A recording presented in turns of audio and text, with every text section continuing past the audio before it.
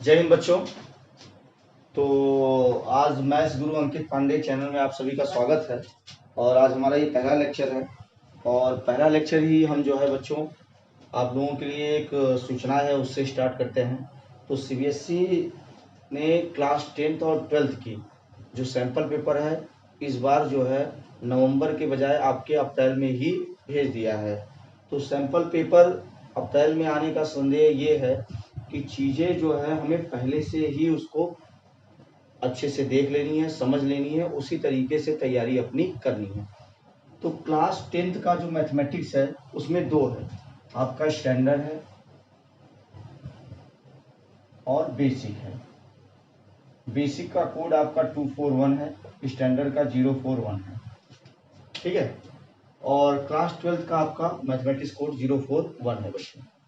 तो sample paper जो आपका आया है इस बार सीबीएसई ने जो आपको भेजा है, ये सैंपल पेपर पिछली बार जो पेपर हमारा हुआ है 10th और 12th मैथमेटिक्स का सेम उसी तरीके से, कोई चेंजेस नहीं।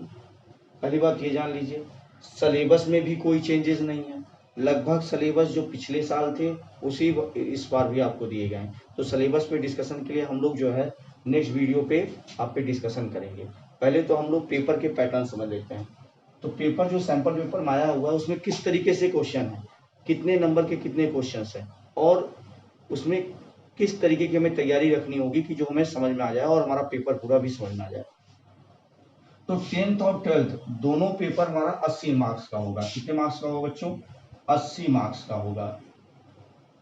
और दोनों में 20 नंबर हमारा इंटरनल असेसमेंट होता है बच्चों। दोनों में 20 नंबर हमारा क्या होता है? इंटरनल असेसमेंट होता है, जो कि स्कूल समय समय पे अपना इंटरनल असेसमेंट बच्चों का करता रहता है।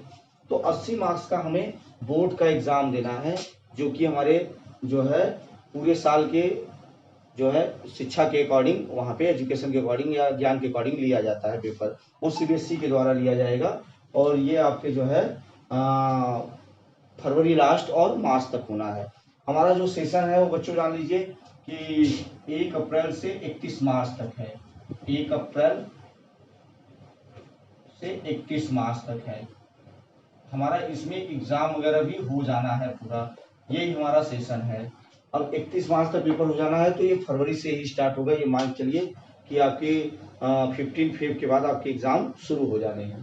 तो जो हमारा सैंपल पेपर है बच्चों 80 मार्क्स का जो हमारा पेपर का सैंपल पेपर आया है सीबीएसई के द्वारा से, 10th और 12th दोनों के पेपर पैटर्न लगभग सेम है। हमारे जो है 20 नंबर के एमसीक्यू आते हैं बच्चों। 20 नंबर क्या आते हैं? एमसीक्यू आते हैं। अब 20 में जो एमसीक्यू होते हैं इसमें से दो होते हैं जो असर्शन और रीजन के क्वेश्चन होते हैं। असर्शन और रीजन के क्वेश्चन होते हैं। तो दो हो गए हमारे जो असर्शन रीजन के क्वेश्चन होंगे और 18 हमारे एमसीक्यू होंगे। इसके बाद हमारे जो है, और ये 1 मार्क्स के होंगे, 1 मार्क्स के हमारे 20 क्वेश्चन होंगे, टोटल 20 मार्क्स। ठीक है बच्चों। अब ये एमसीक्यू होंगे, इसमें दो असर्शन रीजन के क्वेश्चन होते हैं। अब 2 मार्क्स के हमारे जो है, जैसे 2 मार्क्स के हमारे 5 क्वेश्चन आते हैं, 2 मार्क्स के 5 क्वेश्चन आएंगे और ये टोटल 10 का होगा। इसके बाद 3 मार्क्स के हमारे 6 क्वेश्चन होते हैं।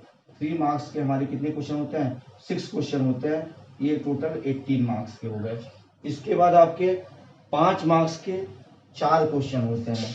5 मार्क्स के 4 क्वेश्चन होते हैं। 5 मार्क्स के 4 क्वेश्चन होते हैं। ये हमारा टोटल 20 हो गया। इसके बाद सबसे इंपॉर्टेंट जो हमारा अगला जो हमारा सेक्शन है वो समझने वाली बात है। हमारे जो है 3 क्वेश्चन आते हैं केस स्टडी के। 3 क्वेश्चन आते हैं हमारे केस स्टडी के। ये जो 3 क्वेश्चन है केस स्टडी के 12 मार्क्स के होते हैं। कितने मार्क्स के होते हैं? 12 मार्क्स के होते हैं। 4 क्वेश्चन ईच में होता है और 3 क्वेश्चन होते हैं। कितने होते हैं? 3 क्वेश्चन होते हैं।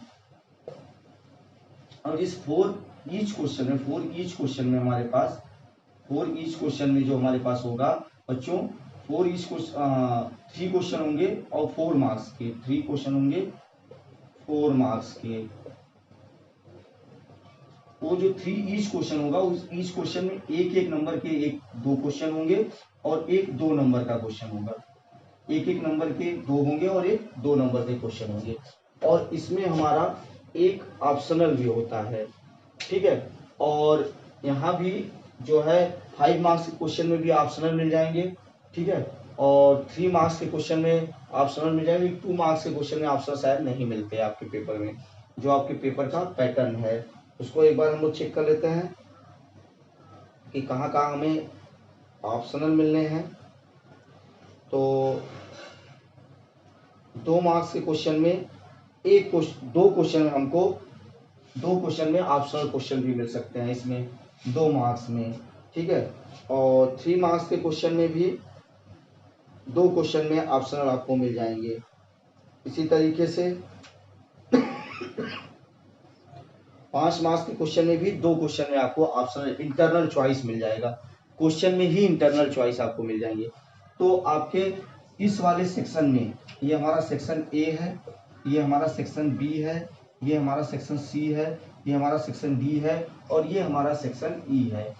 इसमें आपको इंटरनल चॉइस मिलेगा 2 क्वेश्चन में, 2 क्वेश्चन में बच्चों इंटरनल चॉइस, इसमें भी 2 क्वेश्चन में इंटरनल चॉइस, इसमें भी 2 क्वेश्चन में इंटरनल चॉइस मिलेगा। इंटरनल चॉइस हमें मिल जाते हैं आर करके। इसमें भी हर में एक इंटरनल चॉइस रहेगा, इसमें भी हर में एक इंटरनल चॉइस रहेगा। यही सेम पैटर्न हमारा क्लास 12th का है और 10th का मैथमेटिक्स का है। तो जिस तरीके से आपका ये पैटर्न है पिछले एग्जाम में इस बार जो हुआ उसमें भी इसी तरीके के पैटर्न रहे हैं।